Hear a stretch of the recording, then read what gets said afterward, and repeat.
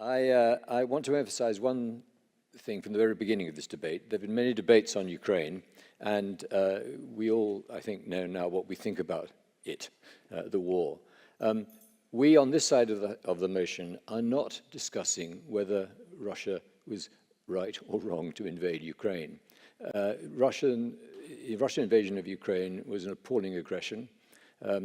I believe that it was wrong. I believe Ukraine was right in resisting it as it has done. I believe that NATO was right in coming to Ukraine's aid. It was right to give it military assistance. It was also right to be careful that that assistance only went to Ukraine and did not stray into Russia. Everything about the military side of this war has, in my view, been acted correctly from the West's point of view. So we're not discussing the rights and wrongs of the war. We're discussing one very specific thing, that is economic sanctions, a quite separate question from the war, in my view at least. Now, sanctions, ever since the Second World War, have been, in many ways, the favorite weapon of more liberal Western regimes when they've been concerned to intervene in the evils of the world, wherever they may be.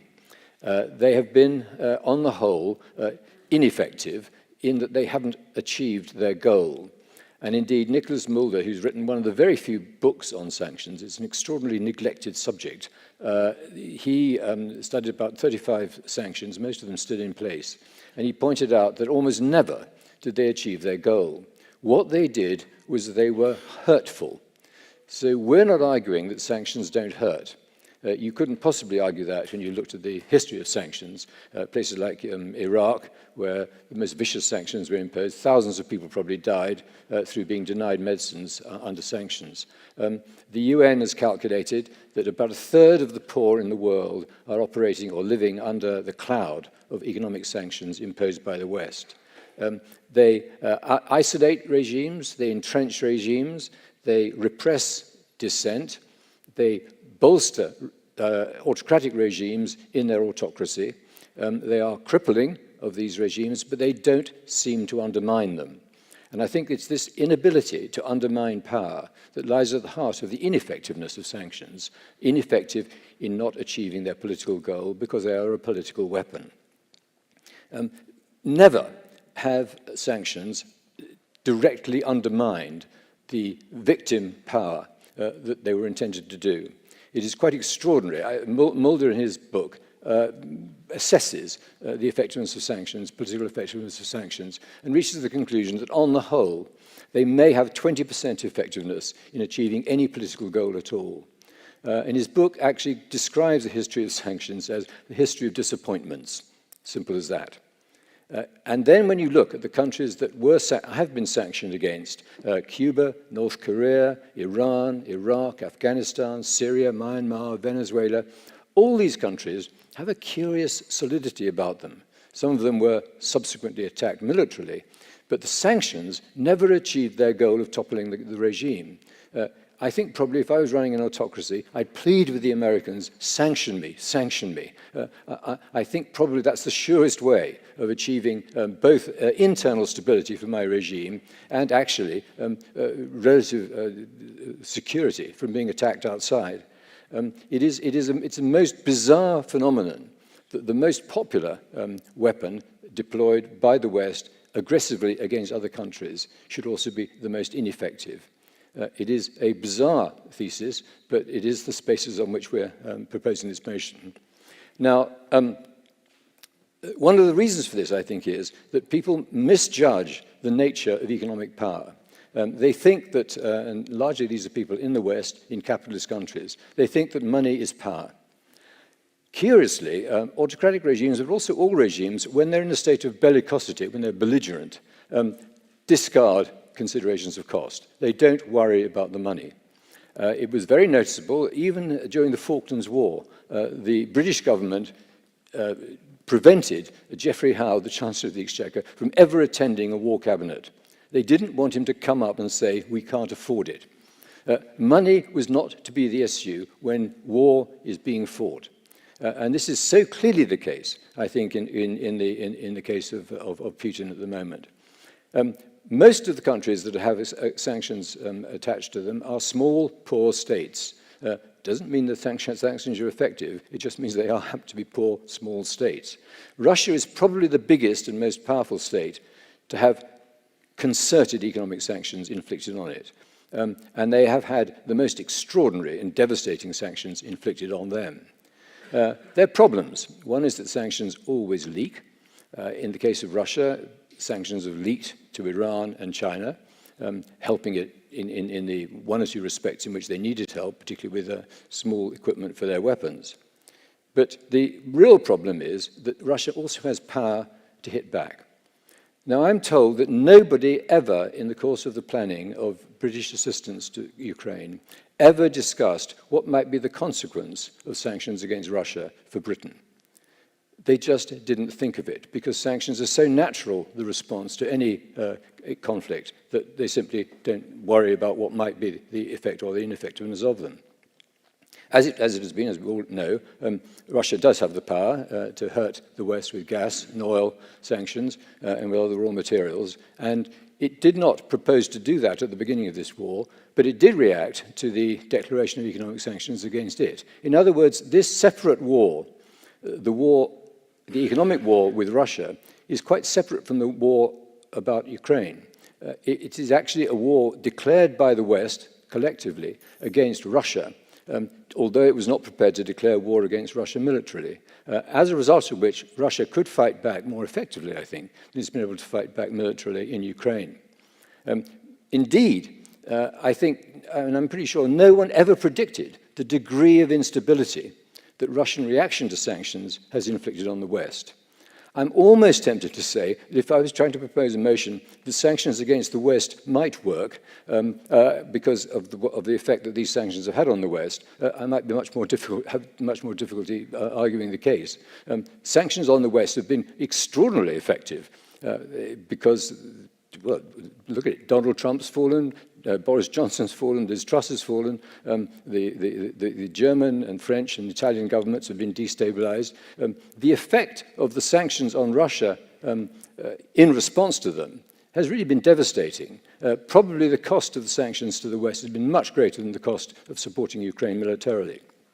So you do have a situation in which you have to say, what on earth was the point of this exercise? The sanctions aren't effective. They aren't hurting Russia. They're hurting Russia, but they aren't affecting Russian decisions over the war. Putin is peculiarly resistant to any thing the West does in the way in which he conducts this war. When in 2004 the sanctions were first imposed, the sanctions were described as deterring him from going any further in Ukraine. They were conspicuously unsuccessful in that respect. And I have to say that in the case of the sanctions which were imposed on him, the only response that the West could do when criticized for those sanctions was to say, well, we couldn't think of anything else to do, and anyway, maybe we didn't impose them severely enough. Well, we've now imposed them even more severely, indeed the most severe sanctions ever in history, and they have still not worked in deterring Putin from the most horrific crimes in the Crimea, in Ukraine.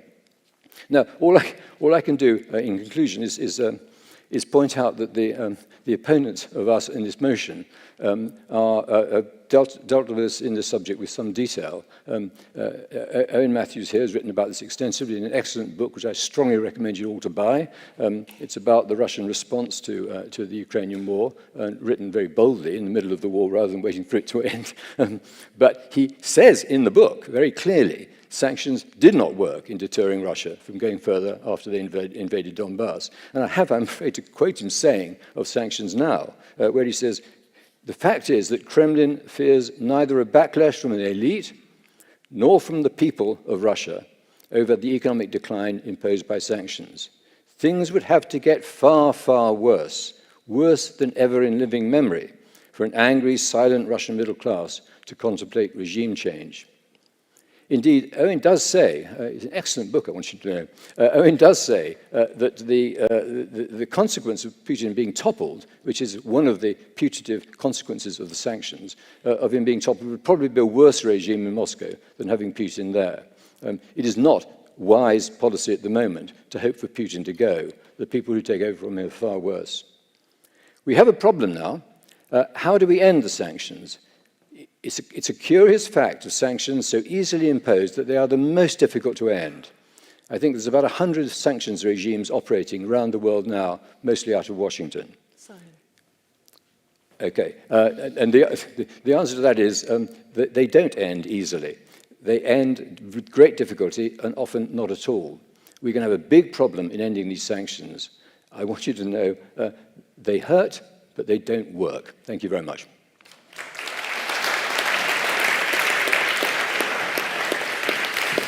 Simon Jenkins, our first speaker, thank you very much. I'm now going to invite Anna Reid to speak. Anna is a historian and journalist. She was Kiev correspondent for The Economist and The Daily Telegraph in the early 90s and is the author of Borderland, A Journey Through the History of Ukraine, the fourth edition of which has just been published. Anna's other books are The Shaman's Coat, A Colonial History of Siberia, and Leningrad, Tragedy of a City Under Siege, 1941 to 44, which was shortlisted for the Duff Cooper Prize. It's been translated into 17 languages and is just going into Romanian, so still spreading. From 2002 to 6, Anna directed the think tank Policy Exchange's Foreign Affairs Programme. She is a trustee of the Ukrainian Institute here in London. Anna, your 10 minutes. Thank you. So, are sanctions working or not? They are working. Right now, they're helping Ukraine to defend itself and hopefully to win the war. Longer term, they will restrict the growth of the Russian economy, which will in turn restrict Putin's ability to wage more wars, making us all safer. Whether we like it or not, while he remains in power, we are back at Cold War-style containment. The sanctions should stay in place. We need to make sure they're enforced, because as Simon says, historically they're evaded, and ideally we need to make them stronger. Richard's the economist here, so I won't go into detail on the sanctions themselves or their economic effects, but in brief, the West's response to the invasion in February was remarkably, unexpectedly strong and swift and unified. There was near universal condemnation in the UN, weapons started to be shipped immediately, and the first package of sanctions was agreed, and I think we're now on to our sixth, seventh package. I've lost count. They were on a completely different scale from the mere slap on the wrist in terms of sanctions that the West gave Russia in 2014 after it initially invaded the Donbass and Crimea. They cover hundreds of state-connected individuals and entities who've had their assets abroad frozen. Doing business with them is banned, and they've been slapped with travel bans. That list is still expanding. On the financial side, all but essential financial transactions with a very small number of Russian banks are banned. Russian banks are out of the SWIFT international payment system. Credit cards issued by Russian banks don't work abroad. In addition, the portion of Russia's foreign exchange reserve held in central banks abroad has been frozen, and that makes up about half of the total Russian reserve. On trade, export to Russia of a wide range of goods, sensitive ones and high technology products in particular, is banned. It includes microchips, vitally. On the import side, Europe is dramatically cutting its purchases of gas and oil. On the gas, there was originally a rather vague plan, never laid out in detail, to cut down on purchases, but Russia jumped the gun by itself, first turning off the taps, using the need for maintenance of the Nord Stream pipeline as an excuse, and then it actually sabotaged extraordinarily the two Nord Stream pipelines itself. So Europe was prevented from buying more Russian gas willy-nilly. On oil, the sanctions have not yet come into force. They'll do that next month. From December the 5th, imports of Russian, seaborne imports of Russian crude will come to an end, and that'll be extended in February to all oil products. The G7 is putting together a price cap on Russian oil. The details of that have not yet been announced, but that will come into force also next month. Last of all, over 1,000 Western firms, under pressure from customers in part, have voluntarily withdrawn from Russia, either closing or selling up completely, or mothballing operations. More firms have halted investment plans. So how have all this massive package of sanctions affected the Russian economy so far? When they were first announced, when the war broke out, there was panic. Shelves emptied, ATMs more or less stopped working, the ruble crashed. Since then, things have stabilised, but only superficially. Shelves are full again, but with substitute more expensive goods. Inflation's running at nearly 13%. Ruble's recovered, but thanks to exchange controls and the fact that imports have collapsed. On the all-important question of energy prices, they're coming down again. The gas price is coming down again after its spike in the summer, thanks to some rather nimble finding of alternative sources of supply by Europe. And oil is down to $87 a barrel, so below the magic $100 a barrel, which is in normal times the level at which Russia can balance its budget. That's partly due to fears of another COVID outbreak in China, but also due to this imminent G7 price cap. The Russian economy as a whole is forecast to shrink by over 3% this year, over 2% next. Those are disappointingly small figures, but they mask much bigger drops in sectors dependent on imports. So high-tech manufacturing, telecoms, aviation, high-speed rail, and vitally defence. So how is all this helping Ukraine win the war? The extremely important, direct and immediate way the sanctions are helping Ukraine is by preventing Russia from rearming. So in these first 9 months of its suicidal, unprovoked war, it suffered enormous losses of military kit. Perhaps 2,000 to 3,000 tanks, 5,000 to 6,000 APCs, hundreds of artillery pieces and aircraft. It still has lots of dumb, unguided Soviet-era shells left, but it's running out of smart, modern missiles. Ukraine's defense ministry reports that captured Russian weapons have used cannibalized spare parts from other weapon systems and sometimes even electronics borrowed from consumer white goods. Another indicator of sanctions, how sanctions are hobbling Russians' arms manufacturing, is that Russia's having to buy weapons from pariah states, drones from Iran, guided shells, according to US intelligence, from North Korea. Longer term, most economists agree that Russia is set for stagnation.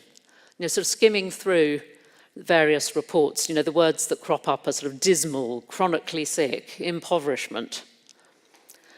And that is set to continue irrespective of sanctions. Even if we lifted sanctions tomorrow, the West would still be diversifying away from Russian commodities. The permanent loss of gas sales to Europe will seriously hit government revenues. China will not make up the shortfall. Even if it were willing to, the infrastructure doesn't exist, the necessary pipelines don't exist. Russia's lost access to international capital markets. Foreign investors have been put off for perhaps a generation, and it's losing its own best and brightest minds as educated young people flee because they don't want to be part of Putin world and they don't want to be conscripted. Another point that the economist Tim Ash, long-term time Russia and Ukraine watcher with Bear Stearns, puts is that while Putin stays in power, unless he moderates his militarism, which he shows no sign of doing, Russia is stuck in an arms race with the West. And as happened for the late period Soviet Union, that will bankrupt it. Something Western policymakers ought to say to themselves 3 times every morning in the mirror is Russia's economy is only slightly larger than Spain's. For all its imposing vastness on the map and its ridiculously overblown sense of its own importance, Russia is not a great power. US defense spending alone this year will be over $700 billion. That's nearly half of Russia's entire annual GDP. If all the NATO countries step up and fulfill their promise to up defence spending to 2% of their GDPs, Russia will be outgunned even further. All this will not necessarily mean a moderation of Putin's aggression, nor will it necessarily mean he's shuffled aside by the elite or that there's any sort of popular mass movement against him. Owen's going to talk about the effect of the war on Russian society. But it contains Putin. It reduces his danger to us. It reduces his room for manoeuvre. And I think, that may be for the foreseeable future the best that we can hope for, but it's still certainly worth the price. In conclusion, to get back to our motion, are sanctions against Russia working? Yes, they're helping Ukraine to win by hampering Russian arms production. Yes, they're making Europe more secure by forcing us to end our dependency on Russian energy. Yes, they'll weaken Russia economically long term, which, while the current regime stays in place, makes us all safer. Let me pose a counterfactual to sum up. Simon's argument is that sanctions should be discontinued and military support for Ukraine continued. In other words, energy purchases should resume at the same time that we're sending arms to Ukraine.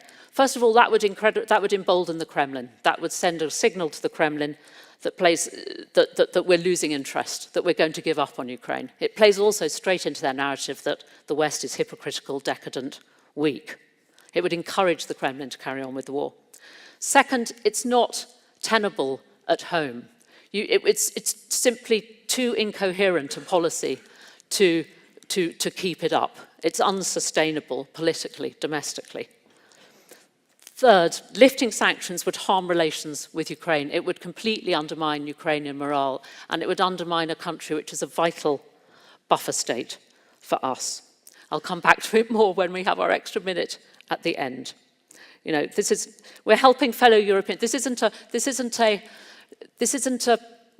a repeat of Iraq or Afghanistan. We're not invading Ukraine. We're not setting off another civil war. We're defending fellow Europeans, helping them defend themselves so that they can carry on with a way of life and rights that we take for granted. They don't want to be part of Putin's crazy Stalinist, fascist, sort of orthodox, mystical, mash-up dream world. The big picture is very simple, and so is the answer to this motion. Thank you.